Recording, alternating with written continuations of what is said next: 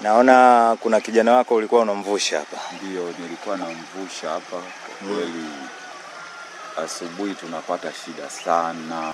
Kwa hiyo eneo letu kwa kweli ukiangalia katika serikali ya mtaa ya Kibururu hakuna shule hata moja. Na watu ni wengi, kwa hiyo eneo hili watoto wote ni lazima tupate shida ya kuwavusha ili waweze kwenda. Kulingana na umbali wa shule zingine zilipo, hii inaonekana iko karibu. Ulikuwa na maoni gani kwa kiongozi? Kweli nizungumzie Goba Kibururu ambako mimi ni mkazi na naishi huku. Goba Kibururu kwa kweli ni letu kubwa, na nafikiri hata mbunge wetu tulishamwambia. Hata serikali ya mitaa wanajua. Tumewaambia jamani, eneo hili ni kubwa la Goba Kibururu, linafaa kuwa na shule ya msingi kwa sababu watoto ni wengi na eneo ni kubwa, na bado kuna maeneo makubwa ambayo yana nafasi.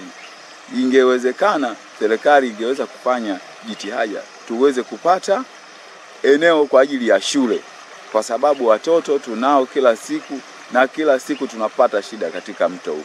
Wakati mwingine mto unajaa, tunashindwa kuwavusha, safari inakuwa ni ndefu kuliko kawaida. Kwa hiyo wengine wanashindwa kwenda shule, wanabaki nyumbani, au ndo inakuwa elimu yao inashuka chini kwa sababu anashindwa kwenda kupata masomo. Naweza akabaki hata siku 2-3 wakati mto umeshindikana kuvuka. Hakuna namna nyingine ya kuwaomba labda serikali wajengee daraja dogo? Hajafikiria jambo la shule? Hata daraja dogo ambalo litaweza kuvusha hata pikipiki, bajaji pamoja na watembea kwa miguu, kwa sababu ukiangalia wakati mwingine hata kunapokuwa kuna shida ya mgonjwa au ni nini, wakati mwingine Makongo ni karibu kuweza kupata huduma, lakini mnashindwa na inabidi mzunguke. Kwa hiyo wakati mwingine mtu hata kama ni tatizo la haraka anaweza kupoteza maisha.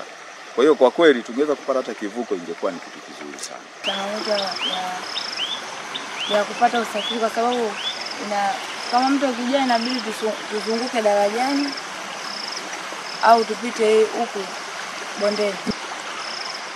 Waboreshe tu na miundombinu mzuri, maana mto ukijaa, mto ulikuwa mdogo lakini kadri siku unavyozidi unapanuka. Kwa wafanye namna wazuie mto usiendelee kutanuka, kwa sababu kutanuka tena kwenye makazi yao. Lakini kwa mwaka jana kuna msichana alifariki hapo. Mwanafunzi alikuwa anasoma Ronda.